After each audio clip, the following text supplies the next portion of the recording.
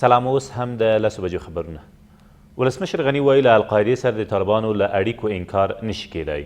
ښاغلي غني په هلمند کې د هند لوی وچې لپاره د القاعدې د مشر وژنې ته په نغوت سره وویل دا د دې ښودنه کوي چې القاعده په افغانستان کې لا هم فعاله ده.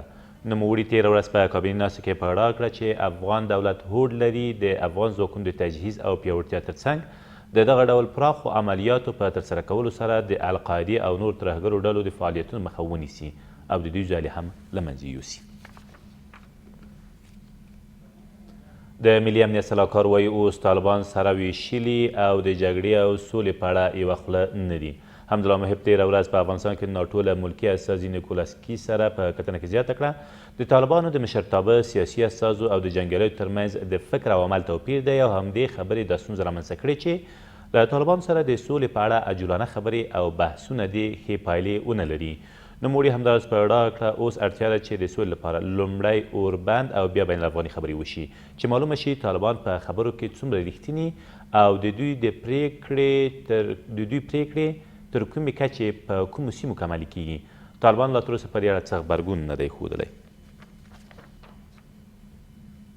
ولسمشر غني تېر ماښام د امریکا د سینا له یو پلاوي سره په ولسمشرۍ ماڼۍ کې وکتل.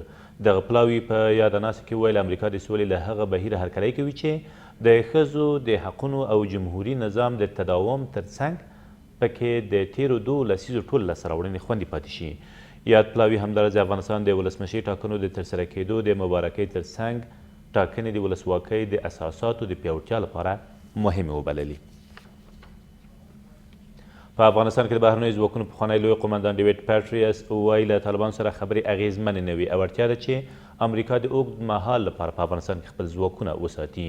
نوموړی زیاتوي داسې څه نه ویني چې د دې ښودنه وکړي چې طالبان چمتو دي له جګړو لاس واخلي. د نوموړي په وینا لا هم افغان ځواکونه په جګړو کې ډېر تلفات لري نو امریکا او نور ملګري هیوادونه باید د افغان ځواکونو روزنې او تجهیزولو ته دوام ورکړي. د تخار په خواجهغار ولسوالۍ کې یو ښوونځی وسوځول شو.